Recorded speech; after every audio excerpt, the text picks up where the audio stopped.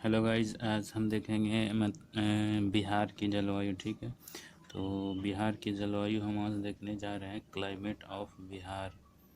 ठीक है, climate of Bihar मतलब बिहार की जलवायु को हम देखने जा रहे हैं आज। ठीक तो सबसे पहले क्या है कि मतलब कि बिहार मतलब क्लाइमेट के दृष्टिकोण से कैसा और कहाँ पे है, तो ये हम लोग जानते हैं कि ये एक ग्लोब है, ये विषुवत रेखा है। ठीक है, विषुवत रेखा, ये विषुवत रेखा है और इसके ऊपर ये जो है वो कर्क रेखा है, ट्रॉपिक ऑफ कैंसर है, और ये जो है वो मकर रेखा है। ठीक है, तो ये जो कर्क रेखा है उससे ऊपर यहाँ पे बिहार है। ठीक है, ये वाली बिहार है। तो कर्क रेखा के भी उत्तर में भी बिहार है। तो यहाँ है, तो यहाँ की जलवायु जो है उपोष्ण है, उपोष्ण है, मानसून है, और मतलब कुछ मिक्स जलवायु आर्द्र अर्ध शुष्क है, शुष्क है, उपोष्ण एंड मानसून ये मिला हुआ है। और मिला हुआ क्यों है वो हम थोड़ा बताते हैं, और यही बता रहे हैं कि यहाँ पे जो है वे ऑफ बंगाल है। ठीक है, बंगाल की खाड़ी इधर आपको बिहार के क्या है, पूर्व में है। तो जब यहाँ से मानसून जलवायु की हवाएं जब उठती है तो यहाँ से इस तरह से आर्द्र जलवायु की हवाएं जो उठती है, तो यहाँ इस एरिया में हम जानते हैं कि बिहार का ये मैप के एरिया में किशनगंज पड़ता है, उसके बाद पूर्णिया पड़ता है, कटिहार पड़ता है, ये सारे पड़ते हैं। तो यहाँ से जलवायु उठती है तो किशनगंज पूर्णिया से होते इधर हिमालय उत्तर में आ जाता है, तो यहाँ आकर के हवा टकराती है हिमालय से, तो फिर इस साइड में इधर बहना शुरू कर देती है। ठीक है, तो कहने का मतलब ये हुआ कि बंगाल की खाड़ी से पूरब से किशनगंज होते पूर्णिया होते इधर उठती है, तो हिमालय में टकरा कर फिर थोड़ा बहुत मतलब कि उत्तर पश्चिम की ओर आती है और यहाँ तक ख़त्म हो जाती है हवाएं। ठीक है, तो हवाएं अगर नहीं आ पाती है तो इस एरिया में मतलब कि यहाँ नहीं आ पाती है, इस एरिया में गया औरंगाबाद कैमूर इस साइड जो है, तो ये मानसून ये जो हवाएं जो है वो नहीं जा पाती है। तो हम बेसिकली कहते हैं कि यहाँ का जो आर्द्र जलवायु है वो उत्तर है और पूरब की ओर है, उत्तर पूरब की ओर है, थोड़ा बहुत उत्तर की ओर है। और जो शुष्क जलवायु जो आती है वो इधर से आती है, मतलब कि पश्चिम से पूरब की ओर बहती है, पश्चिम से पूरब की ओर बहती है। इधर ये जो जलवायु जो हवाएं चलती है वो शुष्क जलवायु, आर्द्र शुष्क मतलब पूरा शुष्क नहीं होता है, आर्द्र शुष्क होता है, मतलब गर्म हवाएं चलती है।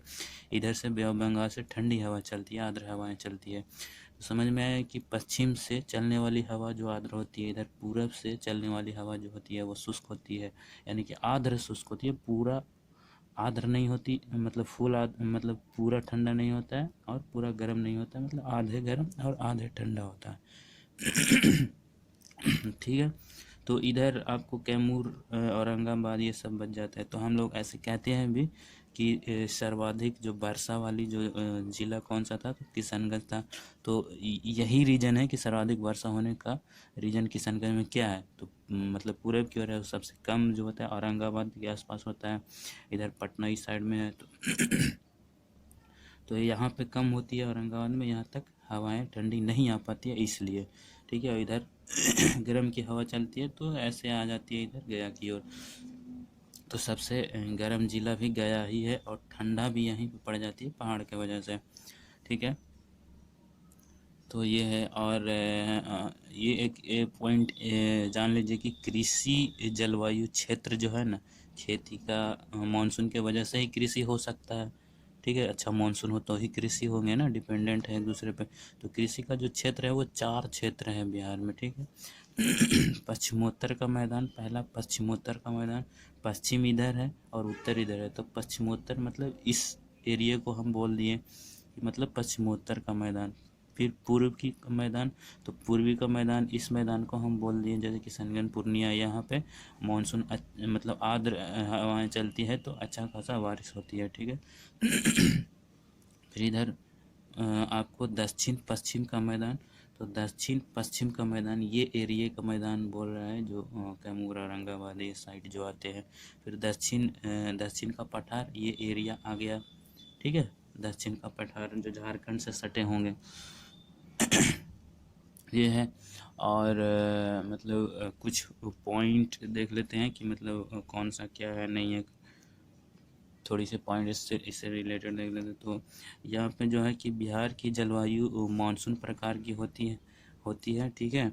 इसे संशोधित महाद्वीपीय जलवायु भी कहते हैं। और मेन की उपोष्ण जलवायु यहाँ की बिहार की जलवायु है, उपोष्ण जलवायु।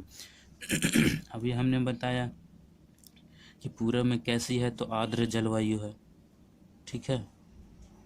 ये पूरब की ओर है आर्द्र जलवायु। पश्चिम में कैसी है, तो अर्ध शुष्क है, इधर पश्चिम में शुष्क है, ठीक है। शुष्क जलवायु मिलती है, ये वही सब पॉइंट है। और मतलब कि ये जो भौगोलिक स्थलाकृत, एक चीज़ जान लीजिए कि मतलब मानसून को प्रभावित कौन करता है, तो भौगोलिक जो स्थलाकृतियाँ जैसे बनी हुई है, हिमालय की उपस्थिति होना, बंगाल की खाड़ी से निकट होना, कर्क रेखा से थोड़ा दूर होना, ये सब जो है ना, इन सभी उपस्थिति के वजह से यहाँ पे मानसून इस तरह का होता है, जो हमने बताया अर्ध आर्द्र जलवायु और अर्ध शुष्क जलवायु, ठीक है। तो इसी के वजह से सबसे गर्म ज़िला जो हो जाता है वो गया ज़िला हो जाता है, ठीक है। और सबसे ठंड ज़िला भी यही होता है, ठंड भी गया ज़िला ही है, ठीक है। और यहाँ जैसे आर्द्र मतलब गर्म हवाएं चलती हैं, तो कितने चलती हैं, तो 8 से 16 किलोमीटर पर आवर के हिसाब से लू चलती है यहाँ गया में, ठीक है। तो वार्षिक औसत वर्षा कितनी होती है, तो 125 है। अब यहाँ पे औसत वर्षा अलग अलग होती है, क्योंकि इधर शुष्क है, इधर आर्द्र है, इधर ठंडी हवा, इधर गर्म हवा है, तो अलग अलग वर्षा होती है। लेकिन एक औसत